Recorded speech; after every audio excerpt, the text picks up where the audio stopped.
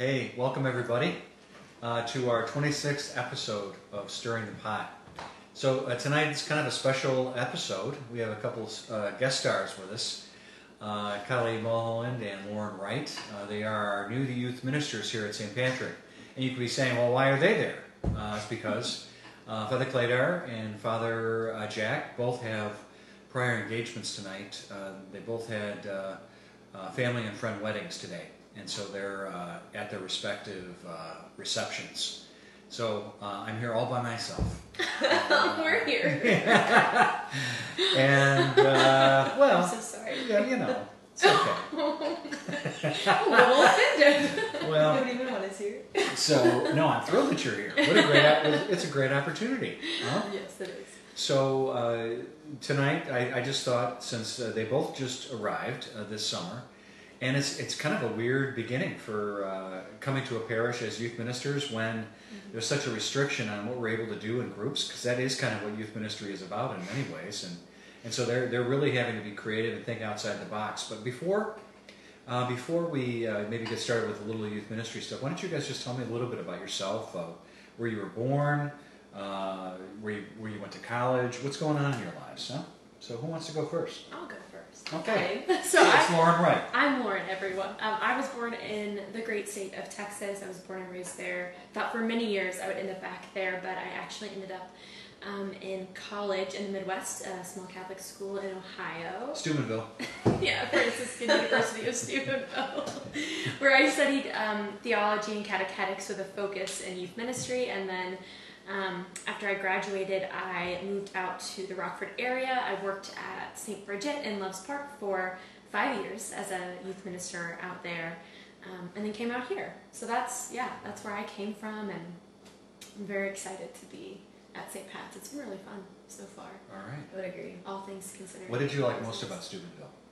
Oh, wow. That's a good question. I think very specifically for me personally, it helped so much form me into the person that I am, and it gave me a lot of opportunities to serve and to lead in ministries, and in a lot of ways I felt that helped prepare me for the transition into youth ministry very well, so I was very grateful for that at that school. Do you know what I like about Steubenville? What do you like about Steubenville? I like the way the air smells. No, you don't. Nobody likes the way the air smells. I did. It smells like tar is burning in the evenings. That's how it smells at night. So you have to understand, Franciscan University at Steubenville is an old, very old mining area, and so the whole valley of the Ohio River there is all these small mining towns, and they're still mining, and they're doing fracking and all sorts of stuff now.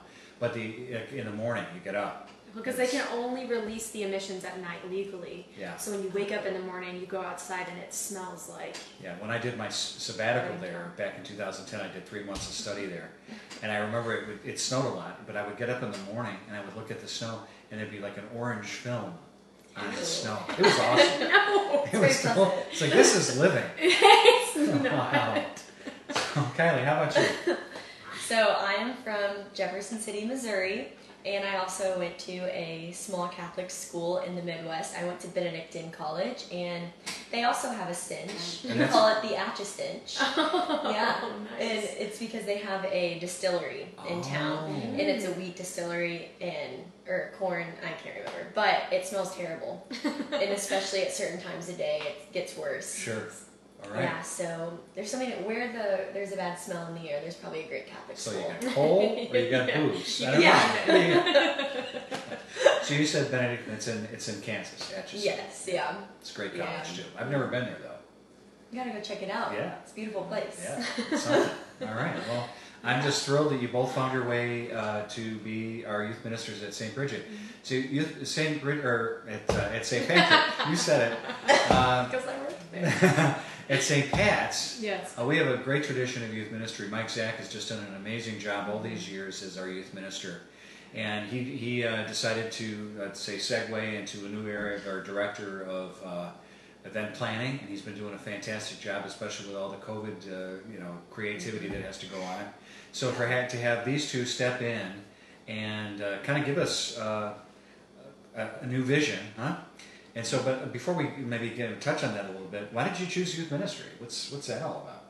What's that all about? Yeah. I think for me, I like to plan. I like to know what's happening next, and the Lord has always been very kind to me and works in a slow way with me. Otherwise, I think I would panic and run away. And so for years in high school and even in middle school, I had a lot of opportunities to work with younger students, younger kids, just like through babysitting camps, and then even the youth ministry program I was involved in growing up had a lot of leadership opportunities, and through that I began to realize that I really enjoyed working with students. I especially liked working with the younger students and being able to be with them in the midst of what they were dealing with, and to talk about how the Lord wanted to meet them in that. I found a lot of life through that. And so when I was looking for schools, I was kind of going back and forth between education and youth ministry, but when I visited Franciscan, the Lord made it very clear that that's where He wanted me to be, and they have a really solid program there for youth ministry, so I decided to study that. And then throughout my time in college, the Lord kept reaffirming my desire to work with And him. you got to study under the great Bob Rice. I did. He was a professor of mine, and he's He's a super incredibly guy. talented, and he's very good. He helped a lot. I felt like I came into the youth ministry world understanding a lot of practicals, which often people don't have the gift of being able to do that, but he did a great job of just instilling the practical elements of ministry into us as students. So I knew sort of what I was walking into a bit when I started my first job. So Good. yeah. So how'd you end up here? Well, whenever I was in high school, I always wanted to be involved in youth ministry, but there just weren't a lot of opportunities to be involved, so there's always that underlying desire to create that for just anywhere that I landed in life. And I just graduated college this year, and I was kind of a mess the whole year. Didn't know what I wanted to do with my life, but I got engaged Zachary proposed to me, and we're engaged, and he's from here. He's a parishioner here, and we both knew that we wanted to end up here, and I just gave it all up to the Lord in the spring, and I studied theology, and it was always in my mind, youth ministry, and I just ended up being here. It was awesome. How the Lord works. Yeah. Amazing. And so I guess, as we look at youth ministry, and it's such an important thing, but it's also something everybody does it differently, and we all have a vision, I think, but I think the thing we look at first is like our kids, our teens, like what are the significant things that are impacting them right now, and how can you, me, how can their parents, the parish help? Yeah, I think this is such an obvious answer, but media is just such a huge part of their experience, and honestly, it's a huge part of all of our experiences. It's not just exclusively them, but I think it's especially impactful because of how young our young people are encountering, the voices that they're hearing all the time. They're just constantly hearing a million messages at one time, and that's a really overwhelming experience. Not to say, there's so much good in media for our students, but I think there's also a huge challenge in just the world that they're constantly inundated with. It's kind of it's a lot for them. And so I think for me in youth ministry, and I don't have children, but what's been really helpful is just entering into where they're at and being willing to ask questions about what they're watching, why they're watching it, what they're seeing, and what it tells them. Like being able to dig deeper, and a lot of students I work with want to talk about their experiences. They want to talk about themselves and where they're at, and so just to not be afraid, because sometimes it can be really intimidating to be like, I don't know what TikTok is, like I don't want to ask about TikTok. And I feel that, like it's I starting just to know know that me. China owns it. Oh, So it's bad. but the kids don't live in I that know they don't world, live in that world. even That's if they've very heard true. it, that feels foreign, and it's so much a part What of is their. foreign? It's Chinese. Okay, it feels so much a part of their life, that they don't think about that. They want it. It's how they communicate with each other. It's how they exist, and so just being willing to have conversations with them about what they're watching and why they're watching it, because a lot of the times it comes from a genuine, good, holy desire. It's not like that they just are trying to cause chaos in their own lives. Many times they like watching vlogs because they feel they get to see people being authentic and they value authenticity, and so getting to know them in that way I find is valuable, because it's so much a part what they do and Sure. how they live their lives. Right. So. Wow. Yeah, I was thinking the same thing whenever you first brought up that question, social media, and how hard it is to separate that from reality and what's going on just like in your physical everyday life. And We were just talking about that the other day too. Yeah, so I think that's a big thing. I know that I struggled with it whenever I was a young person, and I still struggle with it a lot, of being able to separate that and compartmentalize those aspects of my life with social media and just what's happening in my everyday life. And one thing that I've found that is really helpful for me is I set up in my settings, I'll go and I have time limits on my phone, and I'll select all my social media apps and pick like 30 minutes a day or something, or only from like 8 a.m. to 6 p.m. I can like access those apps. And that's been a really helpful tool for me with social media, because then it's at least getting me off of it for a period of time. And I know a lot of people who have had success using that tool as well. But yeah, I would agree with diving deeper into like what are the reasons you do this, and what pressure comes from it in your life, and what's the comparison that you bring upon yourself after being on social media for a long period of time. That's I've never thought of it that you mean social media isn't real? Isn't real life? Seriously? No. It's crazy. It's I know. not. People, and that's what's so hard for the kids. I mean, the kids, for me, but all of us, is that we put like our highlight reel on social media. We don't put the worst pieces of our lives. And so what happens is that comparison becomes such a real factor, because you're like, well, this person's life is perfect, but you don't know. Like no one's posting the awful pieces. And we are hiding those things that we need people to accept. Yeah. So we need to experience, okay, That's a good it's, point. I'm not perfect, but people like me. Yeah. So we hide all the imperfection, and people like us, and we think that's why they like us, because we're perfect. Because we have to act perfect. And that's also another valuable thing I find with young people, is identifying goodness and affirming it within them. Because there is that element of like them wanting to like be good enough and to prove that they're good enough, and putting all these things out there to be like, this says that I'm enough, like this great Instagram feed or whatever video you made on TikTok. And so to be able to identify real things about who they are as individuals and say, hey, I really love this about you, that's not superficial, because what's online is superficial. Yeah. But being able to identify like, hey, you're a really strong leader, or you have a really big heart and you notice others and where they're at. Like being able to identify and affirm things like that, I find is really genuinely effective for like building up our students, because they don't experience that in like their daily lives. No, they don't. Yeah. All the time. Yeah, and help them capitalize on that creativity that they have with the social media. Sure. Because a lot of times they have some awesome ideas, or like the beautiful images that they can create from it, and because there's good in it always. Sure. Yeah. Sure. Absolutely. So with that in mind, capitalizing on some of the creative aspects of right now, because of COVID, we can't really have huge gatherings like we'd like to, or these weekly gatherings where kids are getting together in their groups with adult core leaders and guiding them and helping them. So what's on store for this coming year that allows you to work within COVID and still be creative and reach people? What's going to happen? Yeah, well, we have a lot of hopes, plans, and dreams, and we're just hoping that, COVID allows those to happen.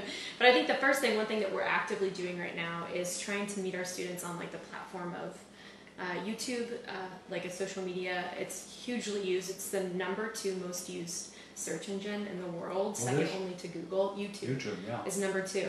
And so tons of, like, it's really, really just a huge platform. And so we've been doing weekly vlogs that we release on Wednesdays, and then weekly devotionals that we release every Friday. And the vlogs are, for anyone who doesn't know, because this is something we've had to learn about, because it's not something we're really familiar with, or were anyway. And they're like video blogs where we just do kind of normal or weird and crazy things together, and we film them and we put them into these like 4-minute videos that we post. And we've done, we just did a fantasy football draft this past week. I was in it. You were? Yeah. He thinks he's going to win, but we feel very strongly against that. Because you just win everything, I've got Robbie apparently. Gould. I've got Robbie Gould. I do win. I don't know how that happens. You're not going to win this. Like, it's not going to happen. Like, I don't think I'm going to win either, but it's not going to be either. I did appreciate your confidence, though. It was through the roof for not trying Yeah. at all. I You didn't. put auto draft for the vast majority. No, I picked some I picked the names I knew, Okay. and then I did auto draft. Auto draft, It's going to okay. win. Who's your favorite player? Robbie Gould is on my list. He's a great guy. Anyone else? That's No. That's a no. Can't remember anybody else. That's what that is. Yeah, honestly, Father Clayton will probably win. Though we don't have to tell him that. No, don't even tell him. But there's a good chance. It's hard enough to live with him. But I feel like him and Nick knew what they were doing. Anyway, we did fantasy football this week, and You did a devotional with me. we did you still? did a devotional. Still? But that was great. Father Jack Yeah, was it was. yesterday. Yeah, He Father did one Jack. about seeing God and everything. Yeah, and Father Clayton did one about sleeping. Yeah, which Yeah. is, sleep. Like, that's his thing. Checks out. Yeah, so we released the devotionals are deeper and more, I guess, catechetical, Practical. practical, how to about your live out your So faith. we have vlogs and devotionals, Mm-hmm. and right now we're just trying to connect with our youth because that's where they're at. Yeah. And if they can't be here, we're going to go to them where they're at. Yeah, exactly. We have big plans. Like next summer, what are we doing? Well, our plans, I mean, all things, you know. COVID's going to be over. It's going to be over in November 4th. So Hopefully, it'll be over. If COVID Yes, is over, that'd be great. we're in talks that we want to have a really massive, just kind of like summer party in May where we just have like a huge like, with like blow up inflatables and knocker ball, like those inflatable things that they get in and run at each other with. We want to do like maybe a slip and slide, like a whole thing where we want hundreds of students to come to kind of introduce. By that time, we'll have 22 adult leaders ready that we're going to be training throughout this next few months really, and so we want to kick that off in May of 2021, and then right after that we actually are going to be taking our middle school students to summer camp, which we're really pumped about. up in Wisconsin. Yeah, up in Wisconsin at a camp called Lutherdale. They have it's an amazing site. I've been there before. I've taken students there before. They have this like massive ropes course, adventure course that's insane, like a zip line. They have water activities and boats, and it's just a really beautiful experience. So our middle schoolers will go. Yeah, and there's a place for, we had confessions, we had mass, Yeah. when we were Adoration, up there, and worship, yeah, and praise and worship. brought out really amazing in the past praise and worship leaders. So we're looking to maybe connect with some people that we've talked to before. So I'm excited for that because that is personally one of my favorite things I've ever done is be involved in like a summer camp. So that would be for And Steubenville. Yes. Yeah. not Steubenville, Ohio, but No. Steubenville. Mid-America, yeah. Mid-America, So Springfield. Mid-America, which is in Springfield, Missouri. We actually have been told, I know a lot of people that work in the background and the behind the scenes of the conferences, and consistently I've been told that Mid-America is the #1 site in the country to go to. So we're really excited to take kids there. It's as well. good. It's going to be great. Yeah. I didn't want to go there. 'Cause Well, Monsignor likes main campus. I like main campus in He Ohio. likes that 'cause same I have a thing there. You like the smell. I like the smell You wanna and go back I love the for it. food they have. The food isn't good. You don't love the food. That's not accurate. Because I eat the food over in the hotel. Yeah, Monsignor likes the hotel food. The students have to eat the cafeteria food. The which is, students just starve. yeah, it's less impressive. It is pretty unusual. Yeah.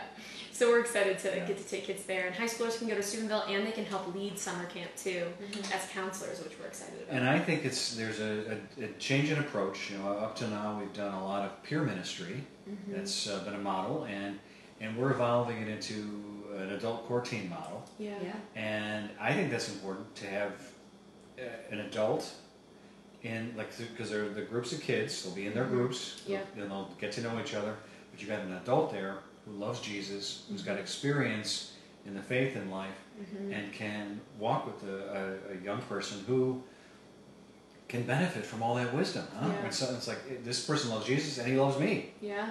I mean, isn't that like one of the benefits of an adult core team model? And it's actually, there's this statistic from the Fuller Youth Institute that says that a young person who has 6 adults that walk with them from 6th through 12th grade intentionally is like substantially more likely to continue to pursue their faith once they get to college and going forward. Right.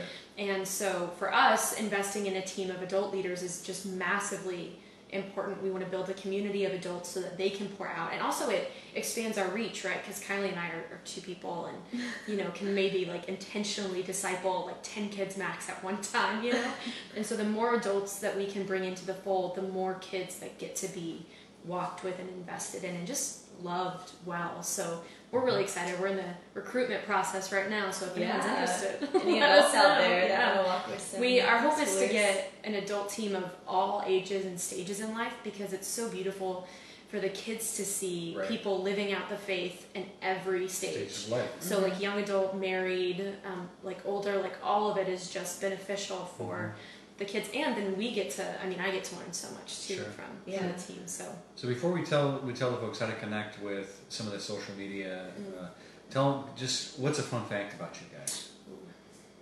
Oh. we just did this the other day, didn't Yeah. we? What So- fun facts did we say? Or a fun embarrassing fact, whatever. Well, I Whatever have you more wanna of pick. I have to a be good honest. story Yeah, that I could tell. Okay. sure. It's one that you told me to tell the other day. Oh, it's a good story. So one day I was driving to go babysit my cousins actually, and I was at this stop sign and I heard all these sirens in the background and I was like, what's going on? I need to pull over. Where do I need to go? And I was right next to my hometown church. So I was on the corner street and the church is right there. My mom was at the mass and there's like 20 minutes left in mass, and suddenly this car whips around the corner and he just hits me. And I made eye contact with this man. He was a very scary man. And he like bounces off and he starts driving, and then 3 cop cars go and follow him. And it was a high-speed car chase.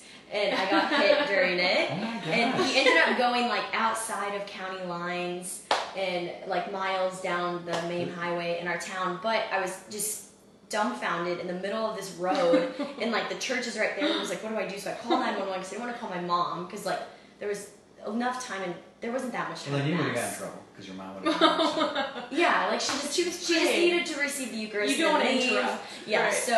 so I called the cops, and in like background history, I like freak out whenever a cop is behind me, because like I've been pulled over enough in my life because I've forgotten to put my lights on in the past. So anytime a cop is behind me, I like tend to cry because I get kind of stressed. So I was completely calm this whole situation, and Wow. It's impressive. Yeah. Well, let me just tell you, once you've had a cop behind you like 10, 20, 30 times, you don't cry anymore. Oh my! I've never been pulled over. Oh my gosh. So really, You're lucky. I got pulled over I know. one day, twice within 15 miles. No Of it. way. I was on Route 39 Were going you up to speeding Rockford. both times? You have like Speeding a both lead times. foot or Were you something? wearing your collar, and did they let you off? I wasn't wearing my collar. The first guy let me off. Or no, gave me a ticket. Second guy, I got to tell you, I just got a ticket like 15 minutes ago back there, 10 minutes ago. And he's like, he just shook his head. He goes, bye. Oh Slow my down. gosh! He felt so bad for me. So slow down. Yeah. Yeah, I don't. My story does not involve cars. This is probably one of my most embarrassing stories because I always tell this to students because they, get nervous about going to school their first day. But being from Texas, they have really, really big, like massive high schools down there. I went to a school of like maybe 3,000, 4,000 kids my freshman year of high school. It's like the first week of school, and I had to do some work during lunch, so I took my spaghetti and my milk up to the like freshman like hallway that was up these freshman stairs. And so after lunch, the bell rings. I go to throw my trash away because you can only put food in the cafeteria. So I go to throw my trash out, and as I'm walking down, and you have to understand that the freshman stairs are like right at the back of the hallway, and then it's just like everyone is in the main hallway leading up to the freshman stairs, and then there's like offshoot hallways. I'm already embarrassed for you. It's awful. And so there's this whole thing, and as I'm walking down, when something's happening and everything just goes into slow motion. Yeah. And you're just like, ah.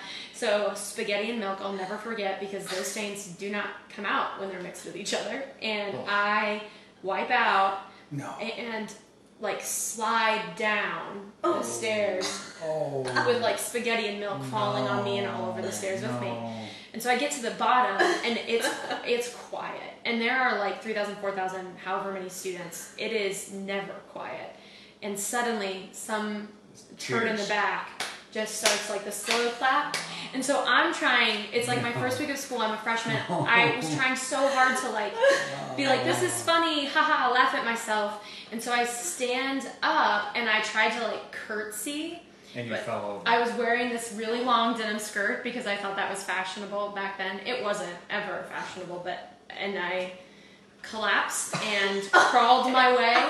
There was like a set of bathrooms behind the stairs, and I crawled my way, physically crawled to the bathroom where I tried to clean myself up, It was awful. I want to crawl under the table right now. It was So cringy. embarrassed. Awful. I went and changed. I had like dance practice for the dance team that day, so I went and put on like my sweats that I had to wear for that, and it was missed like my afternoon classes. There's nowhere to go. There's no recovery from that. No. No. Yeah, I switched schools. Did you? Yeah, but not because of. Oh. Well, maybe. I went to Catholic school after that because I was also at the same time getting to know the Lord and wanted to. Because the kids at Catholic schools would never. No, clap. they would clap, and then they would all remember it because then I transferred to a school with like 16 kids in my grade, and they would take pictures, send them to everyone I knew. So, But I switched because I wanted to learn more about the Lord, so I went to a Catholic school. But nice one. I did leave that school forever. That's great.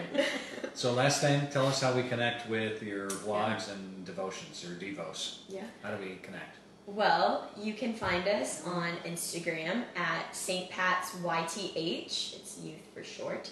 And The other one was taken. We tried. yeah. And then on YouTube, you can find us at St. Pat's Youth, and that's spelled out. And that Saint, the S and the P and the Y are all capitalized, all one word, St. Pat's Youth. Yeah. Okay. That's where we are. Next, Saint ST or SAN? ST. ST we and don't no ever spell it out. periods. The less Just words, the better. St. Pat's Youth on Do they have to Instagram get- is shortened. Do they have to have the capitals? They do. There's another Yeah. lowercase St. Pat's Oh, Youth. that's crazy. Isn't Yeah, that there's a lot of St. wild? Pat's Youth apparently. It's a popular name. Well, just go on to YouTube, go to search St. Pat's Youth, and it'll pull up all of them, and you'll That's see true, you'll yeah. see these two. Yes, Our faces. Yeah. So you'll know. Or yours face now. Yeah. My face is there. It's there. That'll bring him in. So, anyhow, folks, it's been great having you here for our 26th episode. Isn't it nice having Kylie and Lauren here to substitute for your I great think we're associates? great substitutes. You are. You're. We could be the guest stars that just become permanent, Yeah. and they don't ever have to. You'd be like the Ed McMahon. you have no idea what I that do know who means. that is. She has no idea.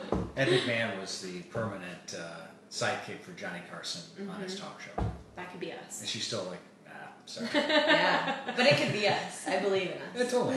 It totally could. You can do it. So, folks, thank you so much.